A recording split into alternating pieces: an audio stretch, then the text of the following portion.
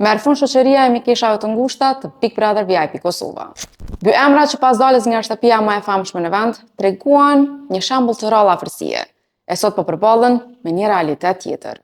Ata që i ndoqën hap pas hapi në Big Brother VIP Kosova, e din mirë se sa shumë u forcua dhe u konsolidua miqësia mes tyre jashtë kamerave gjatë vitit të shkuar, duke u bërë pothuajse të pandashme. Por, siç ndodh rëndom, dinamikat e jetës ndryshojnë. Prive pa Libertas Pahiu mëson se kjo miqësi e fortë tashmë ka marrë fund krejtësisht.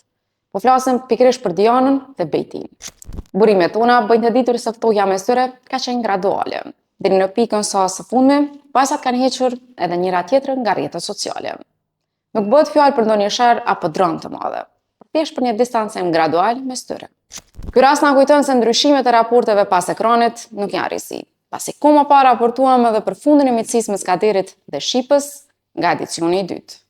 Sot rrugët e tyre janë ndarë plotësisht, dhe ato s'flasin me njëra tjetrën.